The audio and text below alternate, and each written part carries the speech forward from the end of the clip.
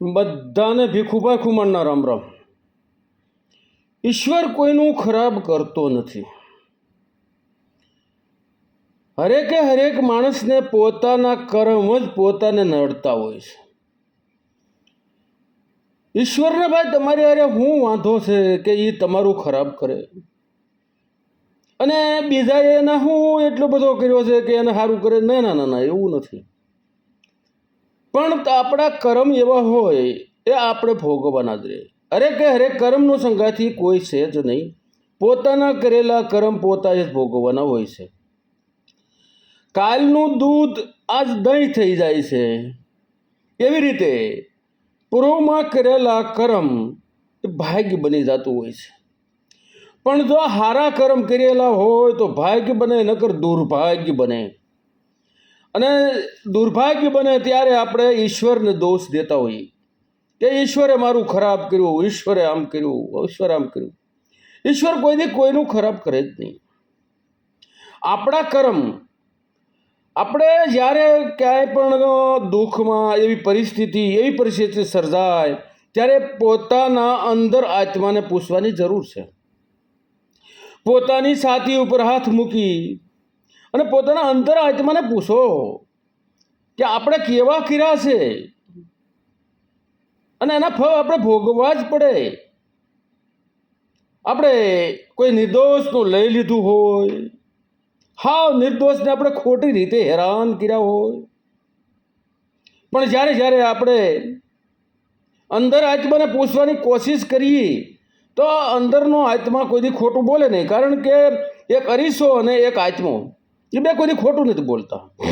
એટલે હાસું એ બોલે, પણ તે આપણે પોતે પોતાના વકીલ થતા હોઈએ છીએ કે એમાં મારો દોષ નહોતો, એ તો પલાણું આમ આણે આમ કર્યું તો મારે આમ કરવું પડ્યું, વલે આમ કર્યું તો મારે આમ કરવું પડ્યું.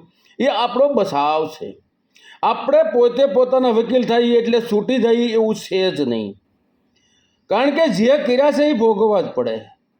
ઘણા એવું વિચારતા હોય કે આપણે એના ધંધા જેવા હોય બધવાના, એટલે એવું વિચારતા હોય કે આપણે કોઈને બદવી દઈએ, ફલાણાને ઓલાને બદવી દઈએ તો એ બાધે ને આપણને લાભ મળે. પણ એ વાત ખોટી છે મારા વાલા. કોઈનું ખરાબ કરી અને આપણું સારું થાય એવી કોઈ દી આશા રાખવી જ નહીં. ઘણા છે બધવાની કોશિશ કરે કે આને બધવા કેવી રીતે, વિચાર કરે કે ભાઈ તો આના ધંધાની સામે હરીફ બનાવી દઈ તો એ બાતે. એટલે ધંધાના હરીફ બનાવવા માટે ના જાણે કેટલાય ભાવના જાણે કે એની પ્રત્યે પ્રેમ જાગી ગયો હોય, એની પ્રત્યે લાગણી હોય, એવા એટલા બધા નજીક થાય અને એટલા બધું સારું લગાડે કે તમે આ ધંધો કરો તમને આવો લાભ થાય, આવો લાભ થાય. હમણાં વ્યક્તિ કે પણ મારી પાસે સગવડ નથી, એમાં ડિપોઝિટ ભરવી પડે, અને તઈ આ વ્યક્તિ એમ કહેતી હોય કે પૈસાની જરૂર હોય હું આપું.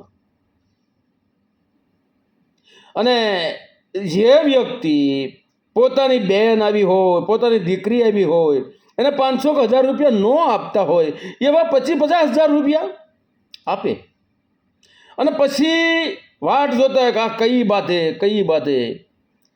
પણ તમારી મુરાદ મેલી છે એટલે એ નહીં બાંધે.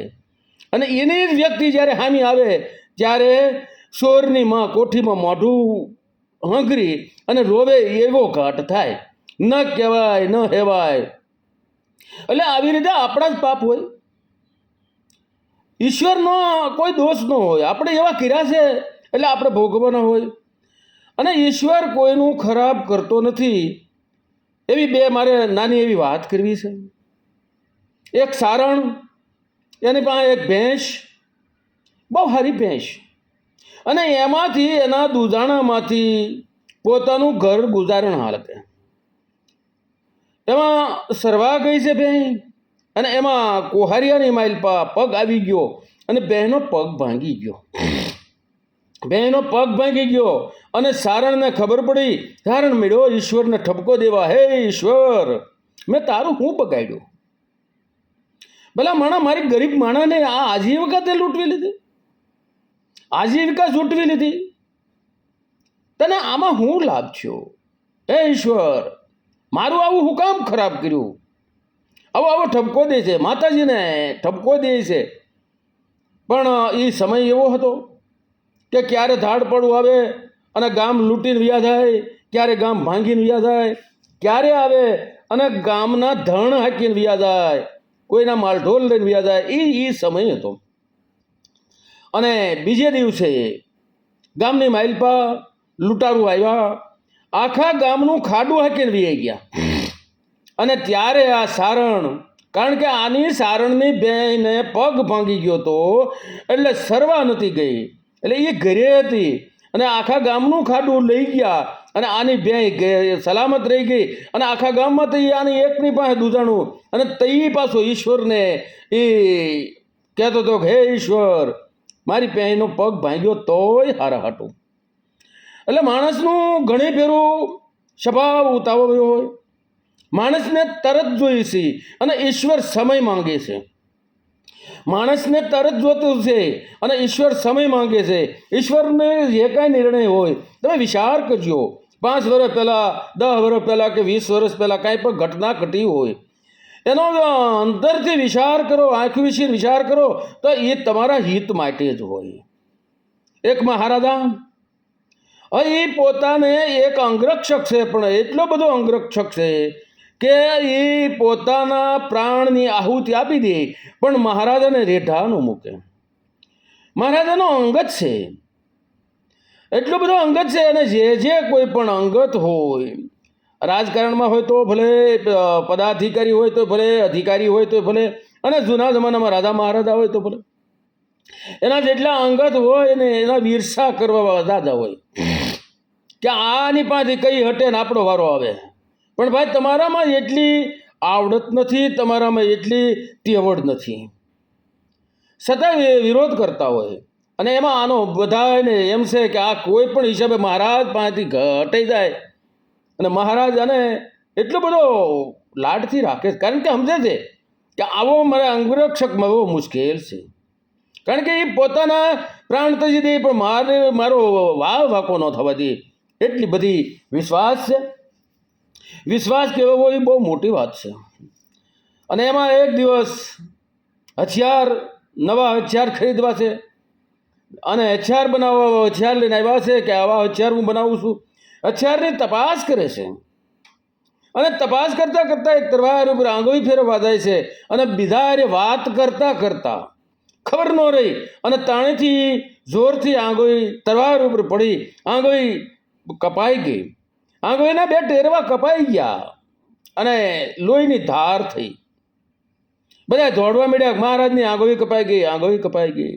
શારેકોરથી માણસો દોડવા મળ્યા. અને આ માણસ જે છે એનો અંગરક્ષક જે છે એ પાસે બેઠો છે અને એની એક ડોન્ટ છે. હરેક માણસને કંઈક ને કંઈક ડોન્ટ હોય. કોઈ એમ કે સમજાઈ ગયું, કોઈ એમ કે સમજાય છે, કોઈ કાંઈ એવી બધી ડોન્ટ હોય. એમ આને એક ડોન્ટ છે કે ઈશ્વર જે કરે એ હારા હાટું કરે.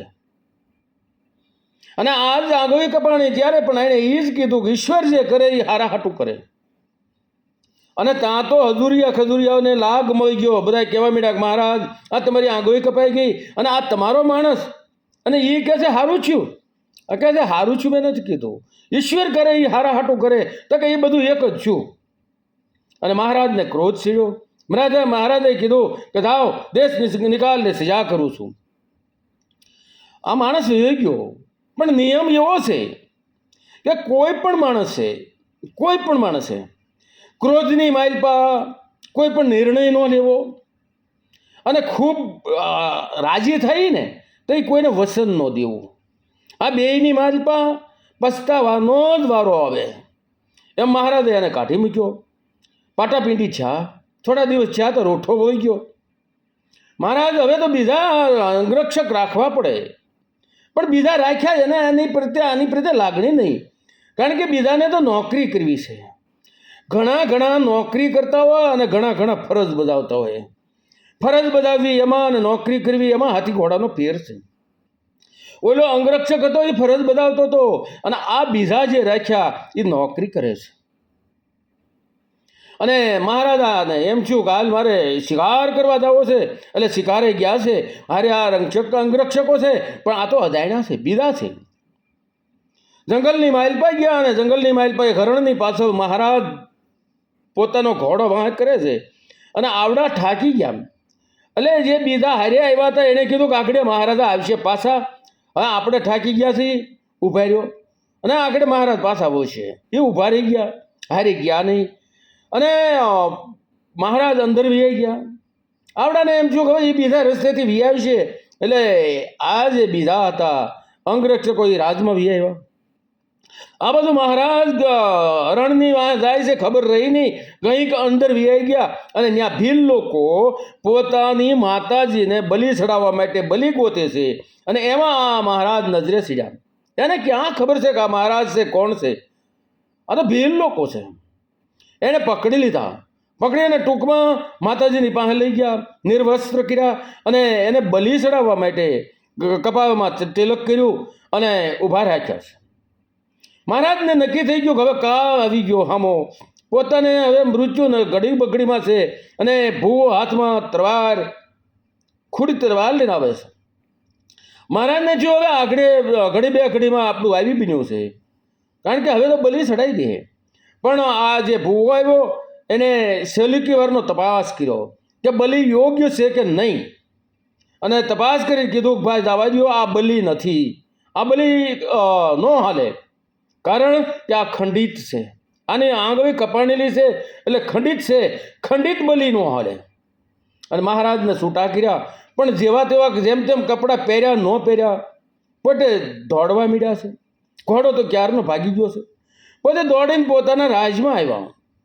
રાજમાં આવી અને પોતાના સિંહાસન ઉપર બેસી અને પહેલો હુકમ કર્યો કે મારો જે અંગરક્ષક હતો એને તાત્કાલિક બોલાવો, જ્યાં હોય ત્યાંથી લઈ આવો.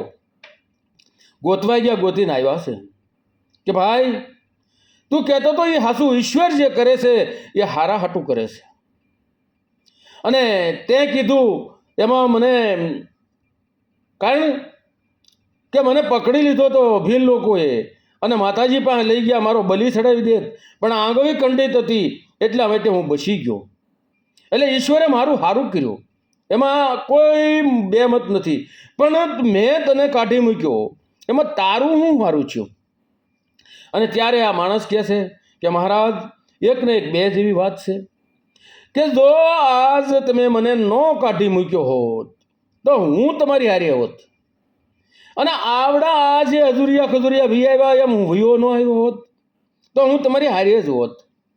અને હારે હોત એટલે બેય પકડાત, અને બેય પકડાત એટલે બલિ માટે ચડાવત. તમારી આંગળી કપાઈ ગઈ હતી એટલે તમને કાઢી મૂકત અને મને ચડાવી દેત. તો એટલા માટે ઈશ્વર જે કરે એ સારું કરે. ઈશ્વર કોઈનું ખરાબ કરતો નથી. માટે હાવ ભાઈઓ ધ્યેય રાખજો અને હાચી નીતિ રાખજો. જય માતાજી.